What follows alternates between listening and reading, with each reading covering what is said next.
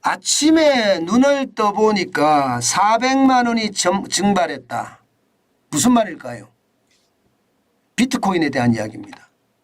4일새 비트코인 하락액 4일새입니다. 4일새 415만 원이에요.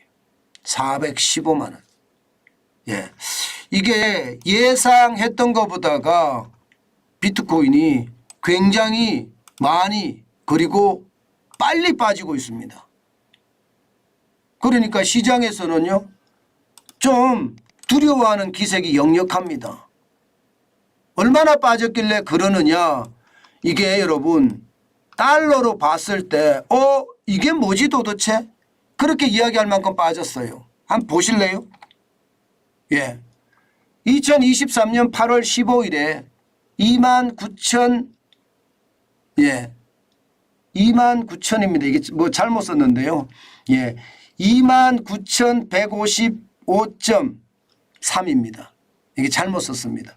29,000 예, 29,000입니다. 29,000 예, 그리고 예, 2023년 8월 19일에는요 26,000이에요. 26,000 26,104.0입니다. 예, 26,104.0. 야, 이게 하락률이 10.6%고요. 3,091.3달러가 떨어졌습니다.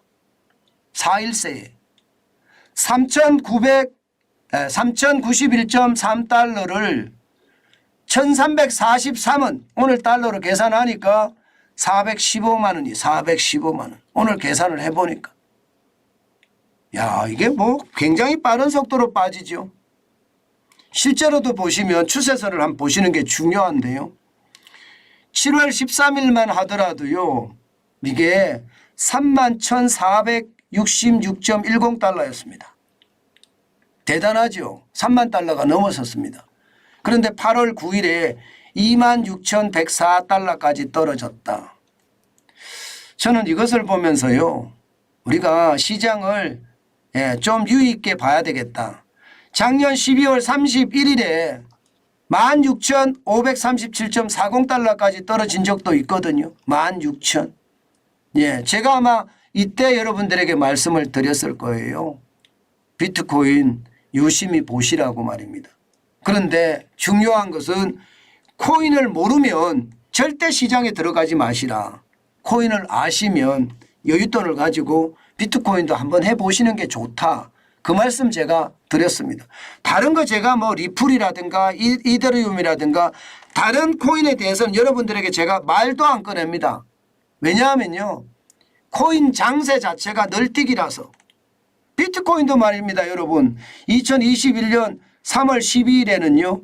61,238.80달러까지 올라간 적도 있고요. 그해 11월 12일에는요. 예, 64,400달러까지 올라간 적도 있습니다. 엄청나게 올라갔죠. 이게 2015년 11월 20일에 보면 327달러예요. 327달러. 327달러가 올라가기 시작하는 게 이게 뭐 완전히 난리도 아니잖아요. 그죠? 그렇기 때문에 예, 출렁거림이 롤러코스터 장세와 똑같다. 그것도 롤러코스터 장세도 가장 어려운 가장 악마 같은 그런 롤러코스터 같다고 저는 생각을 합니다. 그렇기 때문에 시장을 볼 때 비트코인도 여윳돈으로 조금 투자했다가 사고 팔고는 해보는 게 좋다. 제가 그 말씀을 드렸는데 그게 아마 작년 12월 31일 16,537.40달러까지 떨어졌을 때입니다. 지금요. 관심은 가지고 있잖아요. 관심은 가지고 있죠. 제가 비트코인을 여러분들에게 웬만하면 잘 소개를 안 하는데 제가 변곡점에서는 항상 이야기를 합니다. 그 이유가 말입니다. 우리가 시장을 한번 보자는 거예요. 지금은요. 26,104달러까지 떨어지기는 했습니다만은 지금은 경계하면서 보자예요. 사자가 아닙니다. 경계하면서 보자입니다. 경계하면서 시장을 보면 앞으로 어떻게 달라질 것인가 이것을 이해할 수 있다. 저는 이렇게 생각하는 거죠. 그만큼 말입니다. 경계하면서 시장을 지독하게 볼 필요가 있다. 저는 여러분에게 그렇게 말씀을 드리고 싶은 거예요. 자, 그러면 비트코인이 왜 이렇게 떨어졌을까? 이제 이것을 분석해 보면 앞으로 시장이 어떻게 될 것인가 그것도 이해할 수가 있죠. 기본적으로는요. 예. 앨런 머스크가 스페이스X가 가지고 있던 비트코인 다 팔아버렸습니다. 예. 실제 말입니다. 3억 7천만 달러를 매각을 했어요. 비트코인. 그래서 확보를 한 거예요. 우리 돈으로 하면 4,993억 원입니다. 이게 시장에 쫙 퍼졌겠죠. 아, 비트코인을 일론 머스크가 팔았다. 테슬라의 최고 경영자가 이게 비트코인을 전량 처분했다. 이것은 말입니다. 어떻게 생각하면 시장에 아주 악재로 작용을 한 겁니다. 악재로. 그러니까 비트코인이 쭉쭉 떨어진 겁니다. 그만큼 말입니다. 시장에 대한 불안감이 컸다. 저는 이렇게 예상할 수 있다고 생각합니다. 게다가 말입니다. 게다가 비트코인은요. 앞으로 더 떨어질 가능성이 많다. 이렇게 이야기합니다. 왜냐고요? 금리가 또 오릅니다. 미국 10년물 국채금리 보세요. 지난 8월 17일에는요. 장중에 4.032%까지 올라갔습니다. 지금도 많습니다. 8월 17일 현재 4.284니까 16년 만에 최고치입니다. 16년 만에 최고치. 8월 18일엔 4.257까지 떨어졌으나 이게 떨어진 게 아니다. 더 올라갈 수 있다. 레리 서머스 같은 경우는요. 10년물 국채금리가 4.75%까지 올라간다고 하거든요. 4.75%. 만약에 10년물 국채금리가 4.75%까지 올라간다. 그러면 비트코인은 더 많이 빠질 수 있다. 더 많이 빠질 수 있다. 이게 시장의 예측입니다.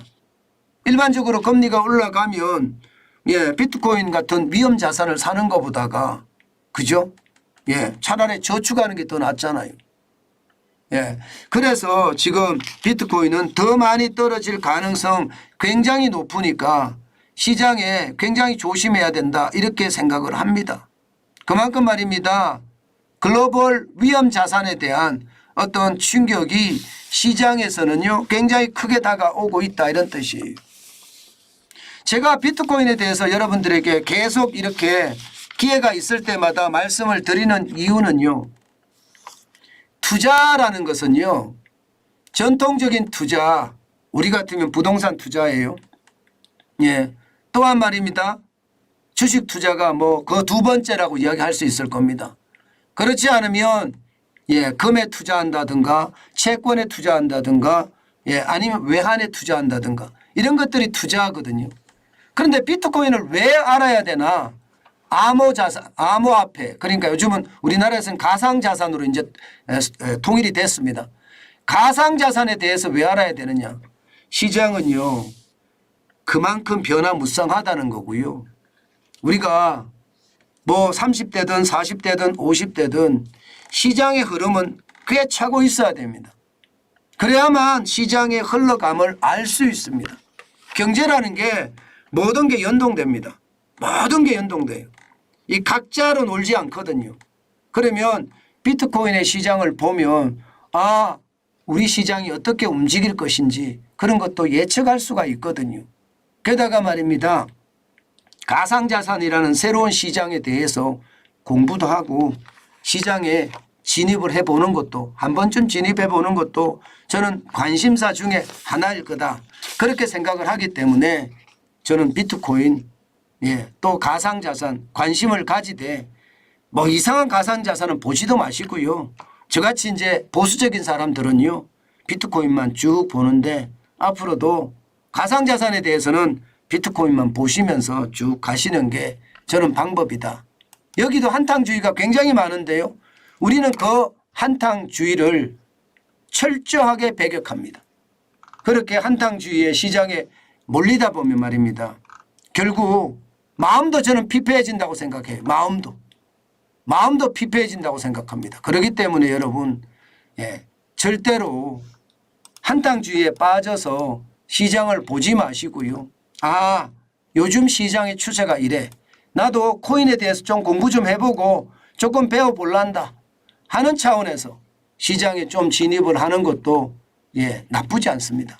쉽게 말하면 포트폴리오 차원에서 시장을 보시라는 거예요. 포트폴리오 차원에서. 이게 단순하게 말입니다. 한쪽에 너무 매몰되어 있으면 시장에 왜곡이 일어났을 때 내 자산이 다 날아가는 그런 최악의 상황을 겪을 수도 있거든요. 그렇기 때문에 시장의 어떤 투자의 다양화 뭐 그런 차원에서 여러분 봐주시면 아주 좋을 것 같습니다. 저는 한탕주의를 부추기는 게 아닙니다. 제가 비트코인만 이야기하고 나면 댓글이 그렇게 많이 달리는데 한탕주의를 부추기는 것이 아니라 포트폴리오의 다양화 거기에 초점이 맞춰져 있다. 이렇게 생각하시고 봐주시면 좋겠다. 그 말씀 제가 다시 한번 올립니다.